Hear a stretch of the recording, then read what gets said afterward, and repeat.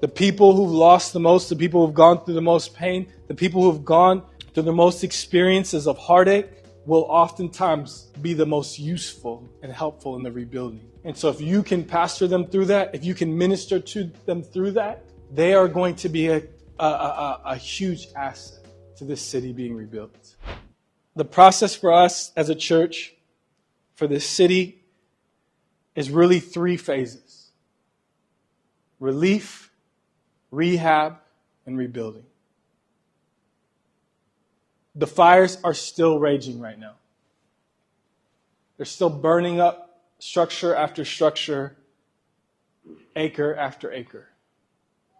We need relief. We have to pray to the Lord for His mercy. We prayed before service. We got to continue to pray for His mercy to end these fires. That I read this week I read last night that there's a 20% chance of rain this week. Lord, increase it to 100%. We need these to end. So before we can get to all these other things, we genuinely need these fires to end. In that process of relief, we gotta take care of each other. We gotta reach out to each other. And I think you guys have been doing a good job of that, but we gotta keep going. We got to call on each other. We got to take people to coffee. We got to pray with people. We got to walk through this process of mourning with people. Our beautiful Eddie opened up her home for the Lufiks to stay, and just in the midst of this, and that's Jesus working in her heart, sacrificing her resources. There's going to be other opportunities for us to sacrifice for each other.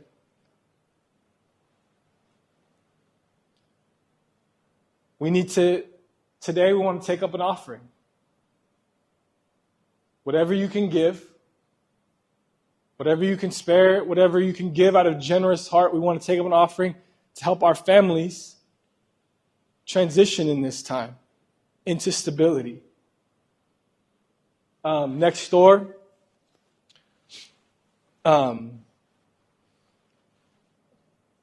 what? Yeah. Connect to Rise next door, like I said, took a bunch of, did I say this? Yeah. Took a bunch of donations yesterday. Place is filled. They're going to be passing those out as people need them. We're trying to, I'm learning more about how it's going to go. But then this week even, we're going to open up from 9 to 5 over there for people who've lost their offices but still need to work and do remote work. They're going to be able to work in there with some clean air and air conditioning or heat or whatever is needed, but also then like snacks and things like that. So a clean place to stay and clean place to work. Because like somebody was saying, a lot of businesses, there's homes, but there's also a lot of businesses. We need to be available to others in a way that's non-anxious. We talked about this maybe in the past, but being a non-anxious presence. There's so much anxiety, so much fear, so much confusion. If you are dealing with that, work through that process. Reach out to somebody, help you work through that so you can be this non-anxious presence in your co-working group, at your school, with your friend group. There's going to be a lot of people saying all sorts of crazy things. Theories, conspiracy theories, some true theories, all these things. But we have to begin to be those people who bring truth and peace right now. We have to focus on that. Eventually, once these things settle a little bit more, there's going to be opportunities to help bring stability. There's going to be opportunities to rehab. And so I'm saying relief. Rehab is the second stage, where the rehabbing is saying, hey, we're going to go from crisis mode to how do we find some stability so that we can then begin to think and plan and strategically build for the next season. But once you're in crisis mode, it's hard to do much. So you really have to end crises around you. And then we can move into a season of rehab, and we can begin to find stability for others so that they can rebuild. There has been, as unprecedented as it has been in LA County, there has been fires, horrible fires in California before. To give you a little context. The 1906 fire and earthquake, it's one of the worst natural disasters in history. Probably about 3,500 people lost their life. The official count was like 500, but as more they researched and more they figured out, it's probably way, way, way more than 500 people. 28,000 buildings were destroyed. 300,000 people were displaced and homeless. From that, the city of San Francisco, even after the craziness and all that loss, was rebuilt. Even in the midst of all this devastation and loss, things can be rebuilt. The city can be rebuilt. We have to know that. San Francisco probably experienced one of its greatest economic renaissance after that. After that fire in 1906.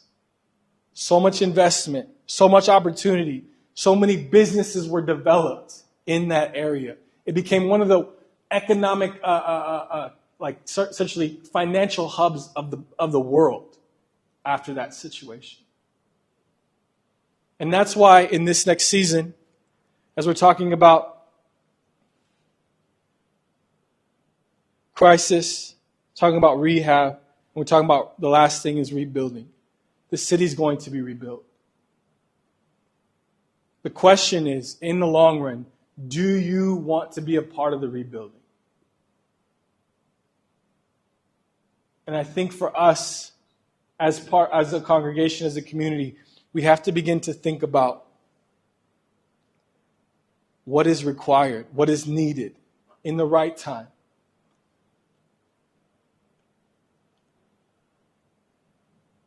In Nehemiah chapter 2, verse 12, he says, "You see the trouble we are in, how Jerusalem lies in ruins with gates burned. Come, let us rebuild the wall of Jerusalem, so that we may no longer suffer disgrace." The Lord wants to rebuild. He'll want to rebuild this city with righteousness, justice, in a sustainable way. I had conversations with our beloved Karima this week, and she's got like a crew she's got the Fab Five working together, and they're starting to build a team and potentially the beginnings of an organization called Dina Rebuild. I got that right. So Karima and I have been talking, texting, and we're talking with Steph this week, just how we can support this idea, how we can come behind this idea. We're not quite there yet, but they're planning. They're planning. They're imagining. They're dreaming what could be and how this place could be rebuilt in a just and an honorable way for the community. And so it's coming. So there's going to be opportunities for us to step into what Isaiah talks about, this beauty from ashes. It's 100% going to be the opportunity. The people who've lost the most, the people who've gone through the most pain, the people who've gone through the most experiences of heartache will oftentimes be the most useful and helpful in the rebuilding.